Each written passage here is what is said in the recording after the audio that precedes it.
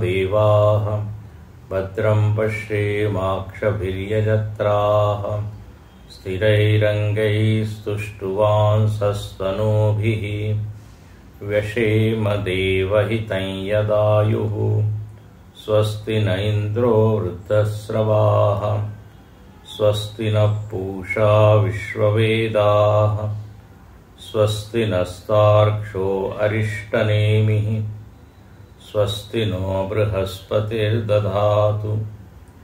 ओम शांति शांति शांतिः।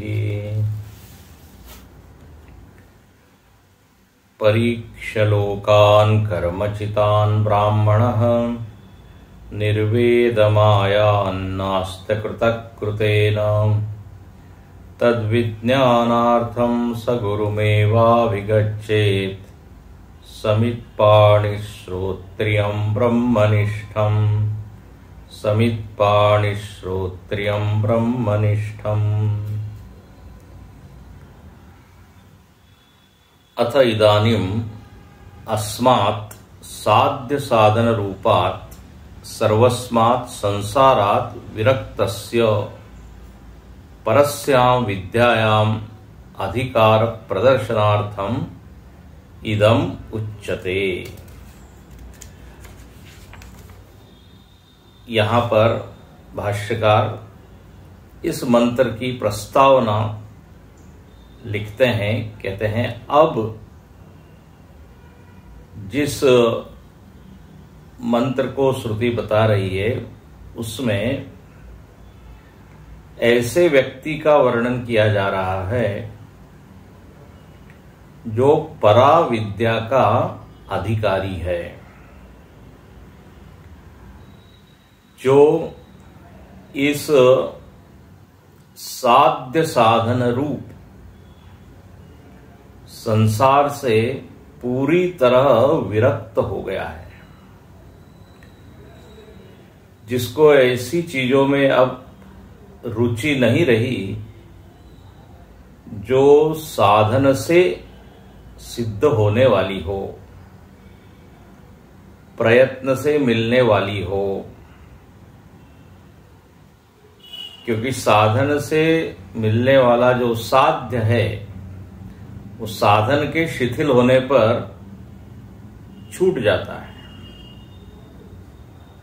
साधन में थोड़ी कमी आई तो वो साध्य की प्राप्ति ही नहीं होती,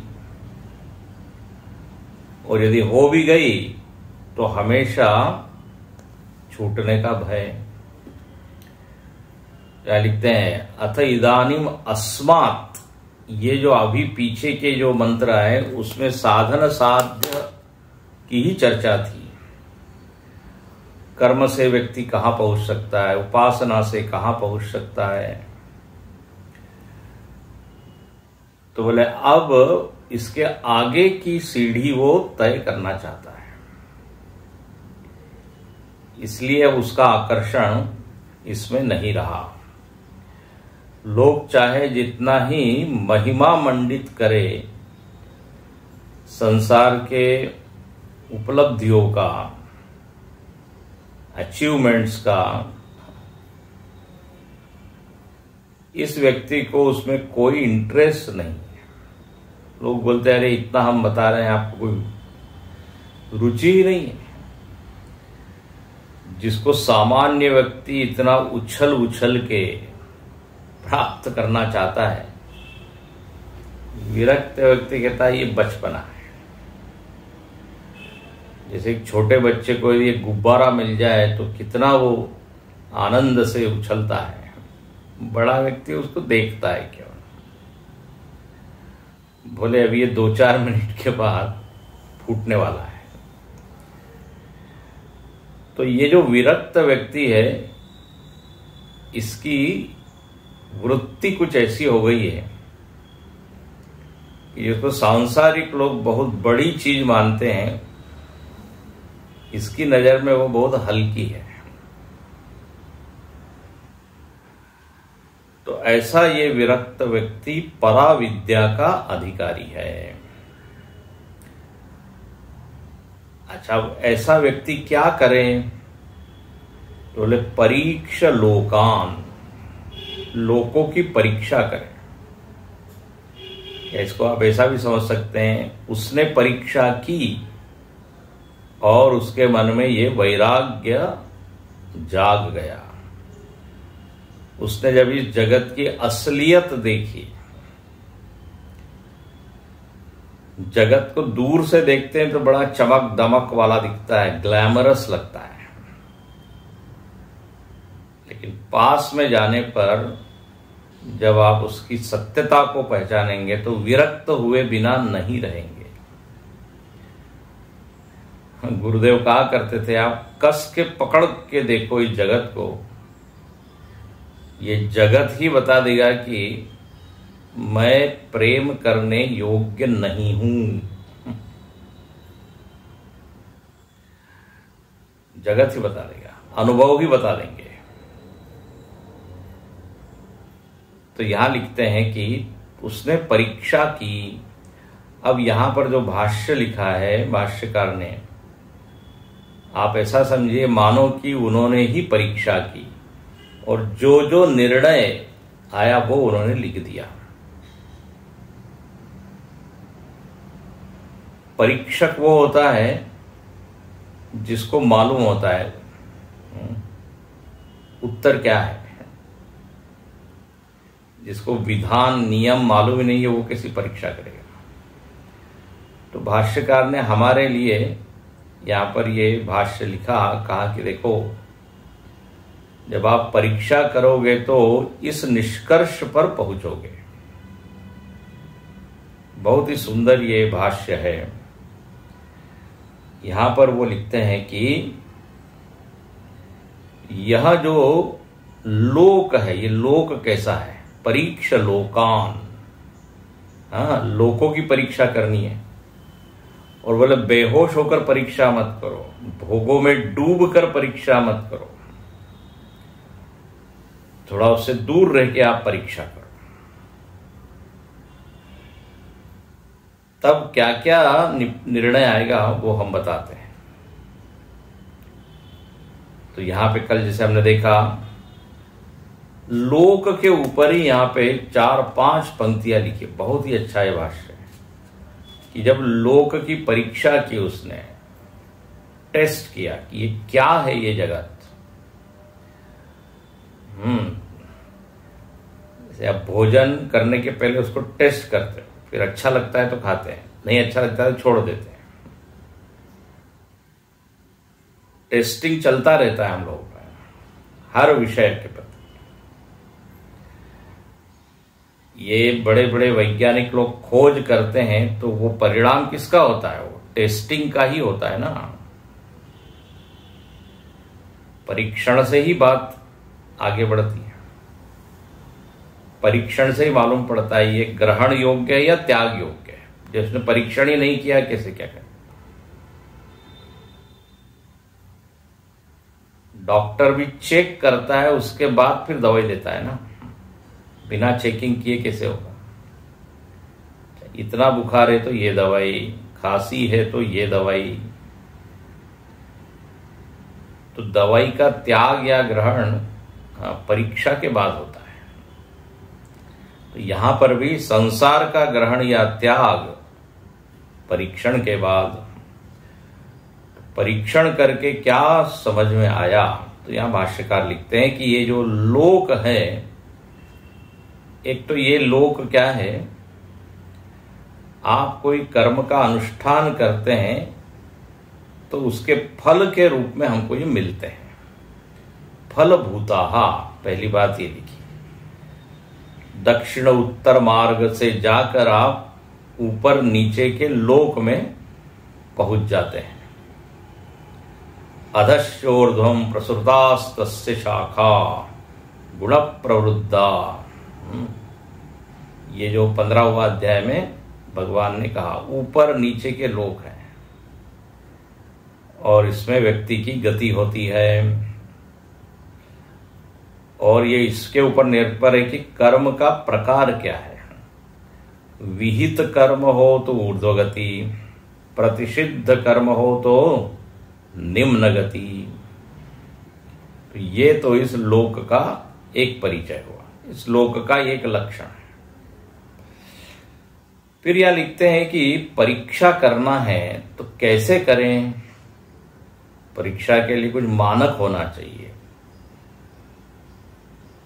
आप यदि किसी कमरे को नापना चाहते हैं तो आपके पास एक स्केल होती है, टेप होता है, उससे नापते हैं। तो इस जगत को कैसे नापे, टेस्टिंग कैसे हो गए।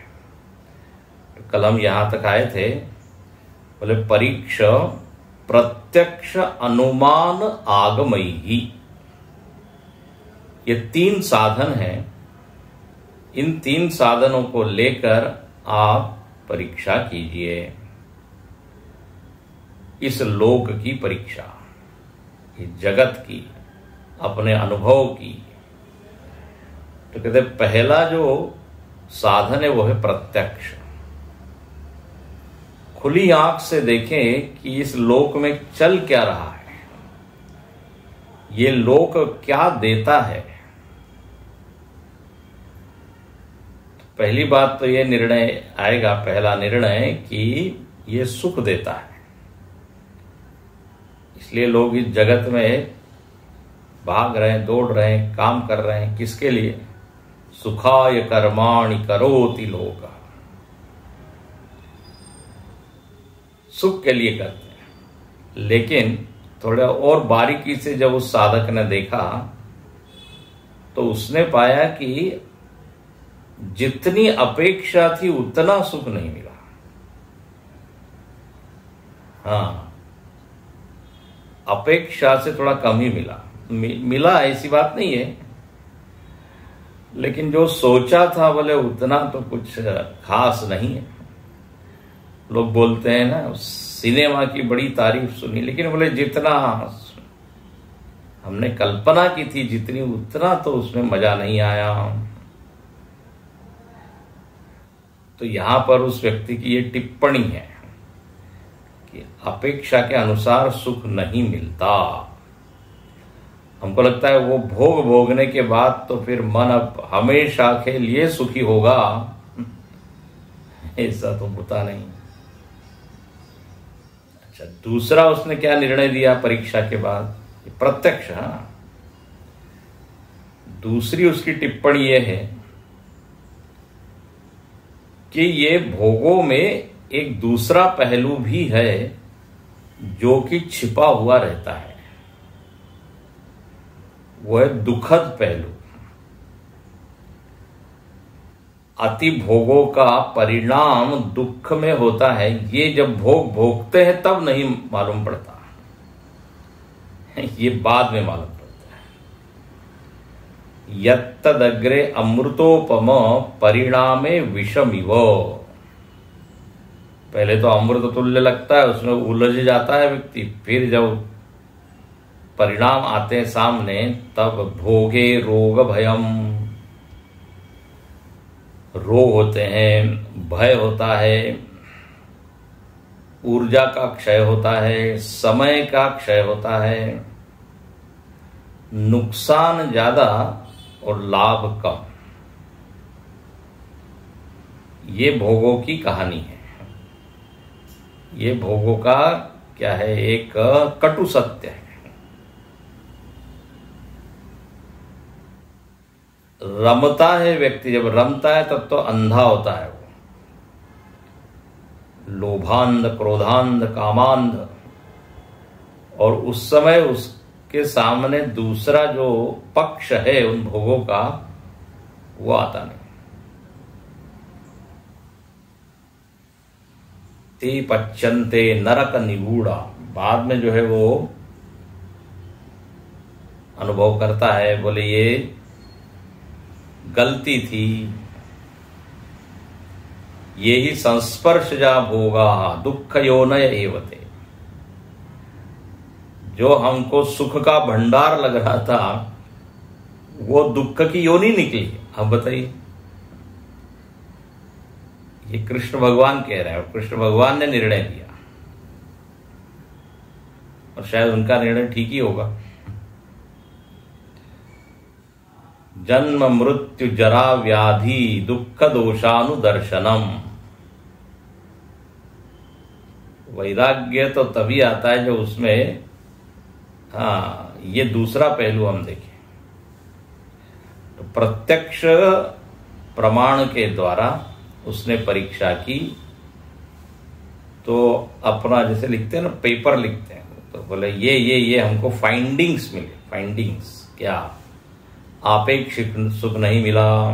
दूसरा, केवल सुख ही सुख नहीं है, उसमें दुख भी छिपा हुआ है। तीसरा, उसमें जितना प्रयत्न हमने किया और जितना कल्पना की थी उतना नहीं मिला। तो ये फाइंडिंग्स है। अच्छा, और इसके लिए आपको कहीं जाना नहीं है, प्रत्यक्ष है, अपने ही अनुभव है, लोगों के भी अनुभव को आप सुनते हैं। तो प्रत्यक्ष परीक्षा, प्रत्यक्ष। दूसरा जो साधन है बोले वो है अनुमान। अब एक एक भोग को भोग कर फिर हम ये निर्णय देंगे कि उसमें दुख है और उसमें क्या है, जितनी अपेक्षा थी नहीं मिली, तो अनंत काल तक यही करते रहेंगे। इसलिए दूसरा जो साधन है वो है अनुमान। जिन भोगों को हमने भोगा नहीं है, जो चीज हमको अप्राप्त है और हम ये कल्पना कर रहे हैं कि वो मिलने पर हमको आनंद आएगा, तो बोले आप क्या कीजिए, लोगों के अनुभव को क्या बनाइए, तुला बनाइए। इसको कहते हैं व्याप्ति। अनुमान में क्या होता है, व्याप्ति होती है। धुएं और अग्नि का संबंध हमने देख लिया, इसको कहते हैं व्याप्ति। और फिर अब जहां भी आपको धुआं दिख रहा है तो सहज अनुमान हो जाएगा। तो यहां भी व्याप्ति बनाइए कि भाई जिस जिस को पैसा मिला, क्या उसको सुख मिला, हम कल्पना करते हैं। लेकिन ये व्याप्ति सही है क्या? यत्र यत्र धनम तत्र तत्र सुखम। ये व्याप्ति यदि गलती होगी व्याप्ति की, तो फिर व्याप्ति में गलती होगी तो अनुमान में गलती होगी। ये गलत व्याप्ति है। सुख और धन का कोई डायरेक्ट संबंध है नहीं। तो अब हमारे पास धन नहीं है और हम ये सोच रहे हैं कि धन आदि से एकदम जीवन धन्य हो जाएगा, क्योंकि हमने ये व्याप्ति बनाई है, जहां धन है वहां सुख है। जो धनी है उससे पूछिए तो ये व्याप्ति खंडित हो जाएगी। तो यहां कहने का अर्थ ये है कि हर चीज को भोग के अनुभव करके ही हम निर्णय दे, ऐसा नहीं, अनुमान से हम इसकी परीक्षा करें। अब हम जो कल्पना करते हैं, जब 20-25 एकड़ जमीन होगी हमारे पास, काफी जमीन, फिर एक फार्म हाउस बनाएंगे, फिर 2-4 नौकर रखेंगे, फिर घोड़ा गाड़ी रखेंगे, फिर वीकेंड पर जाएंगे, तो स्वर्ग का अनुभव होगा, स्वर्ग सदृश। दूसरा व्यक्ति वहीं खड़ा है, बोले जीते जी आप क्यों स्वर्गवासी बन रहे हो, मेरे पास ये सब कुछ है, आपके पास कब आएगा मालूम नहीं, मेरे पास ये सब है। और स्वर्ग तो छोड़िए, मेंटेन करने में हालत खराब हो रही है। तो ये अनुमान से आपने क्या किया, परीक्षा की। खुद नहीं वो चीज प्राप्त की, लेकिन दूसरों के अनुभव। और विद्वान व्यक्ति, कहते बुद्धिमान व्यक्ति वही है जो दूसरे के अनुभव को तुला बना के सीख लेता है। और मूड वो है जो अपने भी अनुभव से नहीं सीखता, दूसरे का तो छोड़ ही दीजिए। अरे दूसरा गड्ढे में गिर रहा है तो आप सहज ही अनुमान लगा सकते हैं ना कि हम भी जाएंगे तो गिरेंगे। नहीं नहीं, पहले हम गिरेंगे फिर देखेंगे। ये मूर्खता है। तो अनुमानेन इस लोक की परीक्षा करें। बोले उसके पास पैसा है और सुख नहीं मिला, बोले उसका कारण ये है कि उसके पास दिमाग नहीं है, बुद्धि नहीं है। मेरे पास बुद्धि है, अकल है, इसलिए मैं तो वो धन का बढ़िया उपयोग करके उससे सुख पाऊंगा। देखो, व्यक्ति अपने आप को समझाता है, बोले ही doesn't know how to spend, इसलिए वो पैसे का मजा नहीं ले पा रहा है। अच्छा भाई, तो आप बड़े अक्लमंद हो, लेकिन ये अकल की ऐसी बात है, बुद्धि की, कब बिगड़ जाए कब बदल जाए, विचारों का क्या भरोसा। उलझ मत दिल बहारों में, बहारें सूख जाती है। तो अक्लमंदी पर नई तराना, विचारों का क्या भरोसा। ये विचार कब बदल जाए, ऐसा एक बड़ा बढ़िया एक कविता है। तो अनुमान कीजिए कि जो बुद्धिमान लोग हैं क्या वो भी सुखी हुए क्या? मतलब जिनके पास बहुत स्मार्ट है ना, स्मार्ट है, स्मार्टनेस से नहीं हुआ।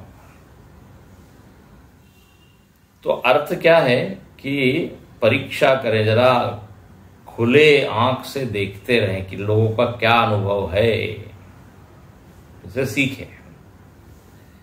तो प्रत्यक्ष अनुमान, और तीसरा है आगमयी, भाष्यकार लिखते हैं आगमयी। तीसरा है आगम। शास्त्र क्या कहते हैं इन लोगों के बारे में, भोगों के बारे में,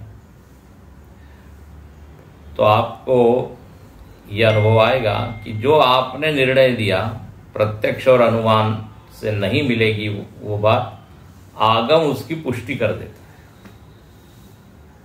बोले बिल्कुल आपका निर्णय सही है।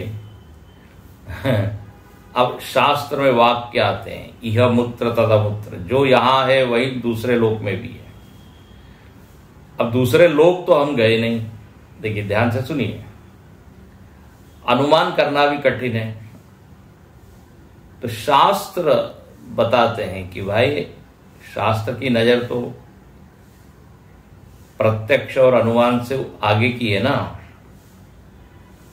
तो शास्त्र कहते हैं भाई इंद्र को भी भय होता है, इंद्र को भी ईर्ष्या होती है, ब्रह्मा जी को मोह होता है, प्रजापति को अभिमान होता है।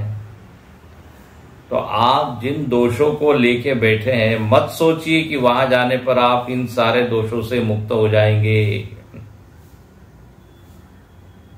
हम निर्णय देते हैं वहां भी वही है, वहां बल्कि भोगों की प्रचुरता जरा ज्यादा ही है, और उसमें उन्मत्त होने की क्या है संभावना ज्यादा है।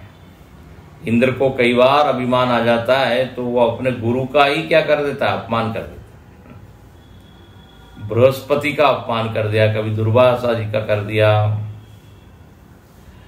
तो इसलिए शास्त्र की भी सलाह क्या है, बोले ये लोक जो है कोई बहुत ज्यादा आनंद देने वाली नहीं है, जितनी कल्पना कर रहे हैं उतना है नहीं। तो शास्त्रेण, है ना, वेदों के द्वारा भी जो आपने प्रत्यक्ष और अनुमान से पाया वही। तो जो एक सावधान साधक है ना, वो तो इनका सहारा लेता है। बोले जरा देखें शास्त्र क्या कहते हैं। हमने तो ये अनुभव किया कि ऐसा ऐसा है, लेकिन शास्त्र, तो शास्त्र मानो कि उसके ऊपर मुहर लगा देता है। बोले yes, you are on the right path, your thinking is right. प्रत्यक्ष अनुमान आगमे ही सर्वतः, आगे पंक्ति देखिए, दूसरी पंक्ति मध्य में, सर्वतः याथात्मेन अवधार्य लोकान। अवधार्य मतलब निर्निश्चय करे, याथात्म्य जो लोक का स्वरूप, जो लोक हमने पाया प्रत्यक्ष अनुमान और आगम से, निश्चय कर लीजिए। और उस विरक्त ने क्या निश्चय किया? अवधार्य, निर्णय दे दिया, फाइंडिंग्स, कि भाई इसमें तो ये दोष है। अब क्या क्या है तो देखिए आगे बहुत ही अच्छी पंक्ति है। अवधार्य लोकान, इस लोक के बारे में क्या टिप्पणी है, परीक्षा करने के बाद क्या निर्णय आना चाहिए, या भाष्यकार कहते हैं हम जो निर्णय दे रहे हैं उस निर्णय को सुनिए। बोले ये लोक कैसे हैं? लोकान संसार गति भूतान। इस लोक में केवल आपको एक ही चीज मिलेगी, और वो क्या है? संसरण। सारे भूत केवल संसरण कर रहे हैं, यहां से वहां, वहां से। ये लोग आपको चुपचाप शांति से बैठने नहीं देंगे। ये जो भोग है लोक में, जो जो हम कर्म कर रहे हैं, वो क्या करेंगे? आपको घुमाते रहेंगे। संसरण, इसलिए इस जगत को कहते हैं संसार। एक परिस्थिति दूसरे परिस्थिति, एक अवस्था से दूसरी अवस्था। थोड़ा लगता है कि अब हम निश्चिंत बैठे कि वो परिस्थिति हरिओम करके निकल जाती है। नाउ नेक्स्ट परिस्थिति, अब उसको कैसे हम, उसका सामना कैसे करें, शुरू हो जाता है। तो चलते रहता है। और यहां लिखते हैं ये गति कहां से कहां तक होती है।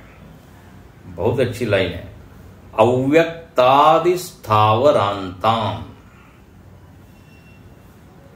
अव्यक्त से लेके स्थावर तक। स्थावर मतलब ये पेड़ पौधे, ये पेड़ पौधे से लेके आप कहां तक जा सकते हो? अव्यक्त तक। अव्यक्त मतलब प्रकृति, त्रिगुणात्मिका प्रकृति, उसमें विलीन हो सकते हो। लेकिन फिर जब नया संसार बनेगा, नई सृष्टि, तो फिर आ जाओगे। प्रकृति लय आपने यदि ईशावास्य उपनिषद पढ़ा हो तो उसमें आता है। जैसे हम दिन भर खूब काम करते हैं और रात में सो जाते हैं, तो कुछ देर के लिए क्या है? चिंता मुक्त। लेकिन फिर दूसरे दिन सुबह फिर शुरू। तो गति चलती रहती है, नित्य। ऐसे ही यहां लिखते हैं, कभी कोई पेड़ बनता है, तो कोई पशु बनता है, तो कोई पक्षी बनता है, फिर मनुष्य बनता है, तो उसने कुछ साधना की, ऊंचे लोक में गया। चलते रहता है।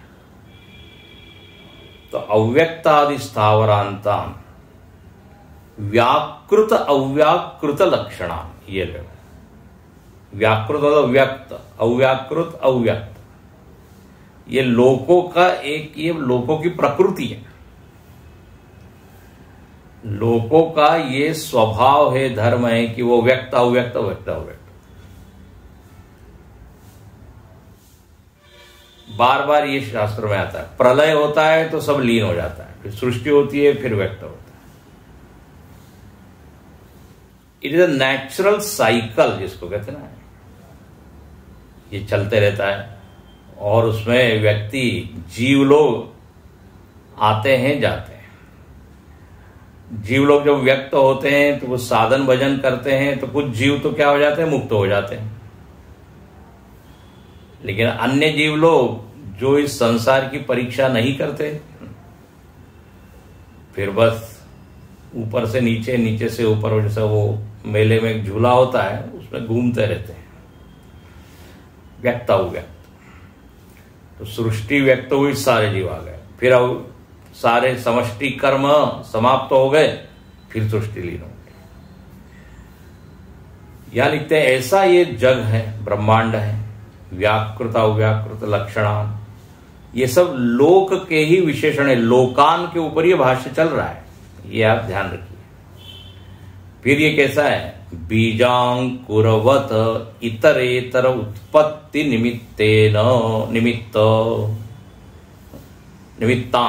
लोकान निमित्तान इतरोत्पत्ति निमित्तान बीजांकुरवत।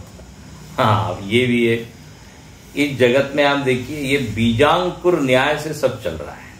बीजांकुर न्याय एक होता है, मतलब बीज का कार्य अंकुर, फिर अंकुर से ही पौधा बनता है, पेड़ बनता है, फिर उसमें फल निकलता है, फिर फल में से फिर बीज। तो एक दूसरे के ये क्या बनते रहते हैं, कारण। कौन सा असली कारण है समझना बड़ा कठिन है।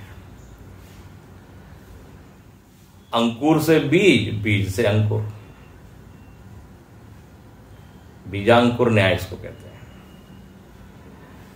अब अपने जीवन में बीजांकुर न्याय चल रहा है ना। शरीर क्यों मिला, तो बोले कर्म किए, कर्म के कारण शरीर। अच्छा, कर्म कैसे किया आपने, तो बोले शरीर से। तो शरीर निमित्त है कर्म का, वो कर्म निमित्त है शरीर का। बस घूमते रहो गोल गोल, ढूंढते रहो कि कौन पहले है। ये पहले वेले कुछ मिलने वाला नहीं है। ये अनादि चक्र, बीजांकुर चक्र चलते रहे। हाँ, अब इसमें से हम निकल सकते हैं। ये मत पूछिए कि पहला कर्म कौन सा है, पहला शरीर, कभी नहीं मिलेगा इसका उत्तर। नहीं बोले कभी तो शुरू हुआ ही होगा, ढूंढते रहिए। फिर होता क्या है, जगत में हम प्रारंभ होते हुई चीज को देखते हैं, हर चीज की एक शुरुआत है। तो यहां भी हम यही नियम लगाते हैं कि कुछ पहला तो हुआ ही होगा। इसके ऊपर भरपूर विचार हुआ है, खूब चिंतन हुआ है। ये बीजांकुर न्याय से ये शरीर कर्म चलते रहते हैं। अब कामना है, कामना से कर्म होते हैं, कर्म से भोग होता है, भोग का फिर संस्कार पड़ जाता है। ये तो आपने खूब सुना होगा। फिर संस्कार पड़ गया, वासना बन गई, फिर वही वासना कामना को जन्म देती है। तो काम, कर्म, भोग, वासना, फिर कामना। कामना जो है वो अज्ञात की नहीं होती, तो संस्कार पड़ा हुआ है पिछले भोगों का, तो उससे वो जन्म लेती है। तो संस्कार से कामना, कामना से भोग, भोग से संस्कार, ये चक्र चलते रहता है। तो यहां यही लिखते हैं कि बीजांकुरवत इतरेतर उत्पत्ति निमित्तान। स्वर्गलोक में क्यों गए, तो बोले मनुष्य लोक में हमने कर्म किए, फिर स्वर्ग से नीचे उतरे, फिर मनुष्य लोक में, मर्त्य लोक में कर्म किए, फिर थोड़े दूसरे टाइप के कर्म किए तो ब्रह्मलोक पहुंच गए, फिर वहां से नीचे आए। फिर तो एक लोक दूसरे का कारण, यहां लिखते हैं, एक परिस्थिति दूसरे परिस्थिति का कारण। तो बीजांकुर की तरह ये चक्र है। और अनेकान निमित्त अनर्थ, अनेक अनर्थों से ये भरा हुआ जगत है। अनेकान, कौन कौन से अनर्थ है, यहां लिखते हैं अनर्थ, शत सहस्र संकुलान। शत सहस्र मतलब हजार, शत मतलब 100, सैकड़ों हजारों अनर्थ का ये समूह है। ले, ये भोगों का दूसरा पहलू जो हम बता रहे थे ना, जिसके ऊपर हम प्राय पर्दा डाले रहते हैं या पर्दा पड़ा रहता है, वो अनर्थ बाद में निकलता है। अरे बोले बर्बाद हो गया, अनर्थ हो गया, मैंने सोचा नहीं, अति लोभ के कारण पागल हो गया धन के पीछे, अब जो है परेशानी है, कोर्ट कचहरी के चक्कर लगाने पड़ रहे हैं। तो अनेक अनर्थान, जरा व्याधि इत्यादि भी आ रहे हैं। तो ये जो इसको कहते हैं दुखद पक्ष, प्रतिपक्ष भाव, एक पक्ष को हमने नहीं देखा, उसको प्रतिपक्ष जो उल्टा है, जो बाद में आता है। तो बोले ऐसे इन अनर्थों से भरा हुआ ये जगत है। कोई कहेगा स्वामी जी तो बहुत आप नेगेटिव बात कर रहे, एकदम डिप्रेसिंग है सब वर्णन। डिप्रेसिंग वगैरह नहीं है, जो सत्य है वो है। अभी आगे देखिए, ये कोई डिप्रेस व्यक्ति का निर्णय नहीं है, शंकराचार्य जी का निर्णय है। जिसने वस्तु स्थिति का अच्छे से विश्लेषण किया है वही ये सब बता सकता है। अच्छा, भगवान कृष्ण भी यही सब बात कह रहे हैं, दुखालयम अशाश्वतम अनित्यम, उसको छोड़ के भजस्व माम, गीता में भगवान कह रहे हैं। अब देखिए ये लोक कैसा है, आगे सुनिए। ये लाइन लोक का लक्षण बताने वाली है। कदली गर्भवत, बोले इस लोक की जब आप परीक्षा करोगे तो क्या मिलेगा? कदली गर्भवत असाराम। कदली मतलब ये केला, तो केले का जो पेड़ है, हाँ देखो यह दृष्टांत दिया, ये संसार केले के पेड़ की तरह है। क्या साम्यता है? अब केले के पेड़ को आप छीलते चले जाइए, बोले इतना बड़ा ये मोटा अच्छा पेड़ है, इसको छील के हम लकड़ी निकालेंगे और इस लकड़ी से कुछ फर्नीचर बनाएंगे। तो उन्हें छीलना शुरू किया। अब छील रहा है तो क्या लेयर बाय लेयर निकलती चली जा रही है उसमें से, परत दर परत आगे बढ़ते जा रहा है, इस अपेक्षा में कि कुछ तो मिलेगा। कुछ नहीं, खाली, निस्सार, असार। तो ये लोक भी ऐसा ही है। देखिए क्या सुंदर उदाहरण है। दिखने में वो केले का पेड़ बड़ा मोटा ताजा, बड़ा शक्तिशाली, हाँ, वो सजावट के काम में आ जाता है। लोग जो है वो सत्यनारायण कथा वगैरह केले के पेड़ को उखाड़ के, it is okay for that. लेकिन आप चाहें कि उसमें कोई सॉलिड चीज मिलेगी और आप कुछ बना पाएंगे,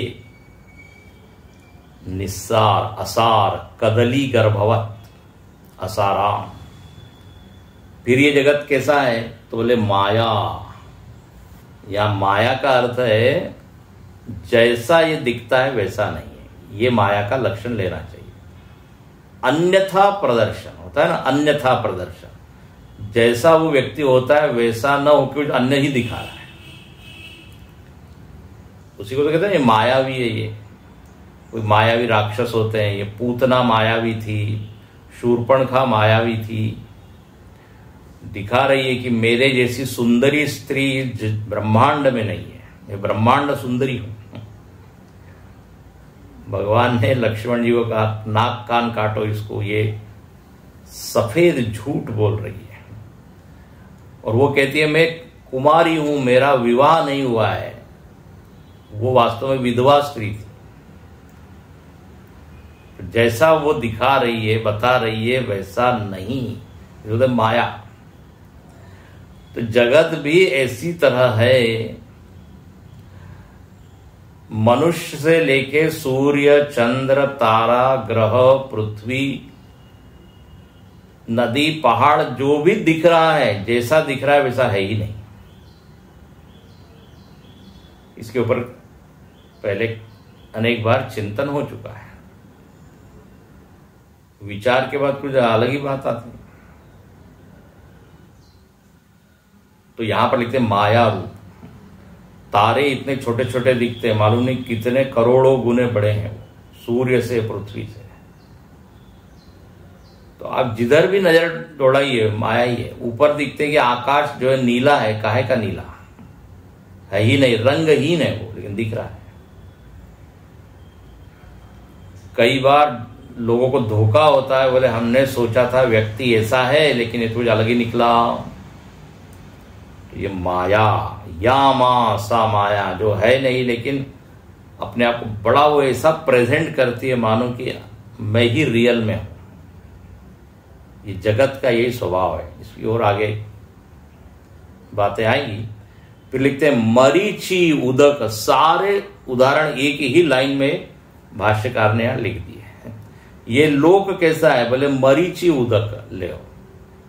मरीचि उदक का मतलब मृग मरीचिका।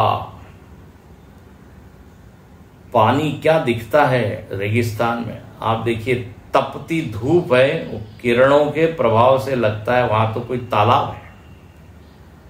चमकदार पानी। बोले अरे मैं प्यासा हूं, इस रेगिस्तान में भटक रहा हूं, चलो पानी का स्रोत मिल गया। ऐसे पानी को पीने जाता है वो जहां पर एक बूंद भी नहीं है।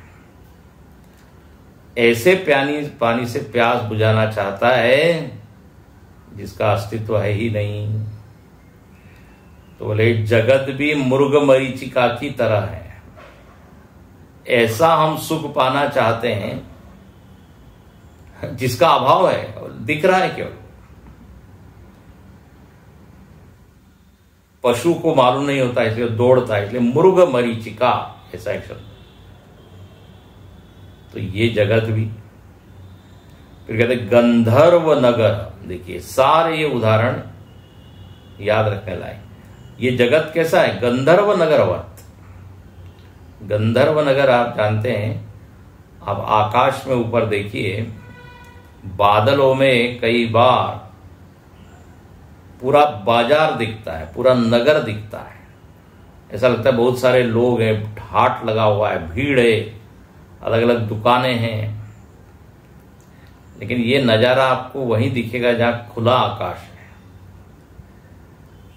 जहां बादल है। अब शहरों में तो बात ये हो गई है कि एक तो इतने व्यस्त हो गए लोग कि ऊपर देखने की आदत ही नहीं, मतलब समय ही नहीं है। आदत क्या कि प्रकृति का जरा प्रकृति को निहारे। अच्छा, दूसरा इतना पॉल्यूशन हो गया है कि धुआं धुआं, खुला आकाश नहीं दिखता स्वच्छ। खैर, तो पहाड़ों में इत्यादि में आप यदि जाएं तो वहां ऐसा अलग अलग अलग अलग आकार बनते रहते हैं। तो कहीं हाथी दिख रहा है, कहीं घोड़ा दिख रहा है, लोग दिख रहे हैं, लेकिन वो पूरा जो शहर होता है आप उसको देखते रहिए, देखते देखते वो गायब हो जाता है। हाथी की सूंड गायब, उसके कान गायब, दुकान गायब। व्यक्ति देखते देखते हम देख रहे हैं वो खड़ा है, वो अंतर्धान हो गया। ये गंधर्व नगर। बोले ऐसा ही ये जगत है, नष्ट होने वाला, क्षण प्रध्वंसी। देखते देखते हम कहते अरे अभी तो व्यक्ति था वो, अभी तो मैंने बात की, और एकदम परिस्थिति बदल जाती है ना। कभी कभी होता है ना, मौसम एकदम बदल जाता है। गर्मी गर्मी होती है, एक क्षण के बाद इतने बादल इकट्ठे आके इतनी बारिश हो जाती है, इतना अस्थिर है सब। तो गंधर्व नगर, गंधर्व नगराकार। फिर आगे लिखते हैं स्वप्न ले, स्वप्न के समान। स्वप्न से जागने के बाद आप उन लोगों से भेंट करना चाहें जिसने सपने में मदद की। अरे बोले वो मित्र था, उस मित्र के कारण मैं बच पाया, मैं गिर रहा था, उसने आके उठाया। जरा अब मैं मिलना चाहता हूं वो मित्र से जागृत अवस्था में। कहां है? ढूंढते रह जाओगे। ऐसे ही इतने लोग कहां गए सब, जिनके साथ हमारा प्रेम था, संबंध था। अब आप देखिए ना, सपने की तरह लगते हैं कि नहीं? आप केवल स्मृतियां शेष हैं, जैसे स्वप्न के अनुभव की स्मृतियां शेष रहती है। बस ऐसा देखा था, वही किया था, वो खाया था, वो पिया। अब कहां है? तो ये जगत का जो परीक्षण करके निर्णय दिया है, अब स्वयं आप देखिए ये सही है कि नहीं। हम भी परीक्षक बने। तो कदली गर्भवत असारान, फिर दूसरा माया, तीसरा मरीचि उदक, चौथा गंधर्व नगराकार, पांचवा स्वप्न। संसार स्वप्न तुल्यो ही राग द्वेषादि संकुल। स्वप्न बिल्कुल इस जागृत की तरह ही अनुभव में आता है। वहां भी राग द्वेष, वहां भी लड़ाई झगड़ा, वहां भी वही सब जो यहां हो रहा है। तो दोनों में काफी साम्यता है। स्वप्न में मिले हुए लोगों से आप नहीं मिल सकते अपने जीवन में। अब पूर्व के जो पीढ़ी है 100 साल 200 साल पहले, हम केवल सुनते हैं कि हमारे घर में ऐसे लोग थे पूर्वज, अब कहाँ है। तो स्वप्न। और आखिरी उदाहरण दिया, जल बुद बुद फेन समान प्रतिक्षण प्रध्वंसान। ले बोले जल बुदबुद, कमल के पत्ते के ऊपर जल की बूंद है और वो नाच रही, डांस कर रही है, और उसके बाद सूर्य की किरण भी गिर रही। तो लग रहा है वाह, एक मोती जो है वो नृत्य कर रहा है। उसके ऊपर आप कविता कर सकते हैं, लेकिन जब तक आप कविता कर रहे हैं, देख रहे हैं, एक हवा का झोंका आया, गया, जल समाधि हो गई। इसलिए शंकराचार्य लिखते हैं, नलिनी दलगत जलमति तरलम तद्वज्जीवितम अतिशय चपलम। कविता कर दी है, अतिशय चपलम, ये जीवनम, जीवन भी उस जल की बूंद की तरह दिखता है, कितना आकर्षक, मोहक, चमकदार, और लगता है कि वो वहीं रहेगा, बस 2 क्षण इंतजार कीजिए। एक हवा का झोंका, गया। तो ये कहते हैं प्रतिक्षण प्रध्वंसा, हर क्षण ध्वंसमान होने वाला ये जगत। जितने भी उदाहरण देखिए, ये जो बताए हैं, उन उदाहरणों का एक कॉमन चीज क्या है, इसमें एक भी स्थिर चीज नहीं है। चाहे गंधर्व नगर हो, स्वप्न हो, मरीचि उदक हो, सब अस्थिर और निस्सार। तो ऐसा ये लोक है जो विरक्त व्यक्ति है, इसने बड़े बढ़िया से इसका परीक्षण करके ये निर्णय दिया। और यहां आप सुक्ति भाष्यकार कहते हैं, प्रतिक्षण प्रध्वंसान पृष्ठतः कृत्वा। बहुत सुंदर बोले, जो साधक है वो क्या करता है, ऐसे संसार की ओर पीठ करता है, पृष्ठतः कृत्वा। विमुख होता है, सन्मुख नहीं। हाँ, विनय पत्रिका में गोस्वामी तुलसीदास जी ने एक पद लिखा, कहां जाऊं कासो कहूं और ठोर ना मेरो। उसमें वो लिखते हैं बिल्कुल यही बात, दई पीठ बिनु डीठ में तुम विश्व विलोचन। बोले मैंने आपकी ओर पीठ कर दी, जबकि करना चाहिए आपकी ओर मुख, संसार की ओर मुख किया हुआ है, ऐसा संसार। तो बोले अब जरा घुमाओ अपने चेहरे को, तो दूसरी चीज दिखाई देगी। अभी संसार की ओर ही आंख लगी हुई है, तो पृष्ठतः कृत्वा, इसकी ओर एक्चुअली पीठ होनी चाहिए। सन्मुख जीव, गीता रामायण में भगवान कहते हैं, जैसे ही व्यक्ति मेरे सन्मुख होता है, उसके पाप सब क्षीण हो जाते हैं। लेकिन यही तो गड़बड़ है, पापी व्यक्ति सन्मुख होता ही नहीं। पापवंत कर सहज स्वभाव, उसका स्वभाव ही ये नहीं होता। लेकिन यह विरक्त व्यक्ति, वो इसकी ओर पीठ करके अविद्या काम कर्म दोष प्रवर्तित कर्म चितान धर्म अधर्म निवर्तितान। अब देखो मंत्र में क्या वाक्य है, परीक्ष लोकान कर्म चितान। अभी तक लोकान की चर्चा हुई। ये लोक कैसा है, जिसकी परीक्षा करके व्यक्ति विरक्त होता है। उसके आगे आप शब्द देखिए श्रुति में, कर्म चितान, बस ये शब्द देख के पूर्ण करेंगे। कर्मचितान, ये भी लोक का ही विशेषण है, द्वितीय विभक्ति है। लोकान, लोकों की परीक्षा करके। तो ये लोग कैसे हैं? लोकान कर्मचितान।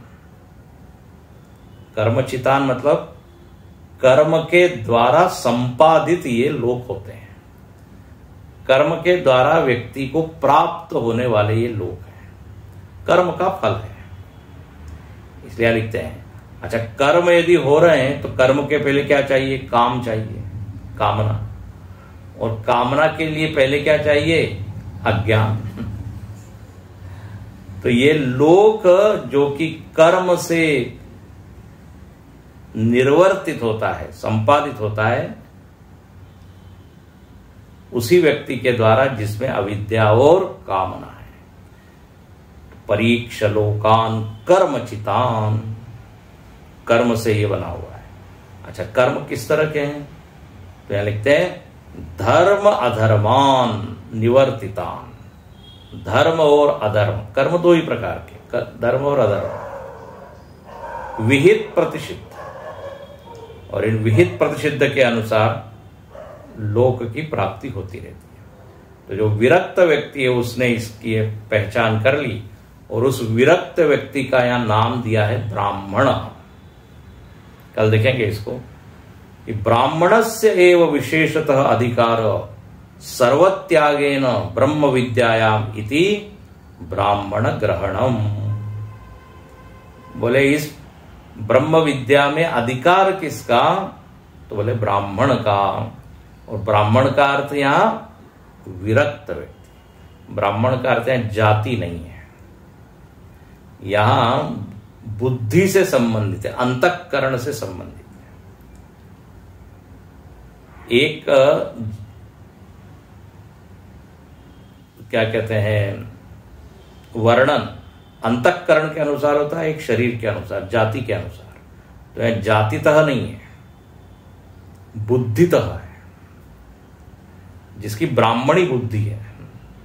ब्राह्मणी बुद्धि मतलब जो विश्लेषण करने में समर्थ हो, हाँ, क्या सही है क्या गलत है ये समझने में जिसकी प्रज्ञा कुशल हो, उसको यहां ब्राह्मण का है। तो ऐसे ब्राह्मण का अधिकार इस ब्रह्म विद्या में, क्योंकि उसने विश्लेषण किया, परीक्षण किया, और ये सब जो ऊपर का हमने देखा वो उसने अनुभव किया।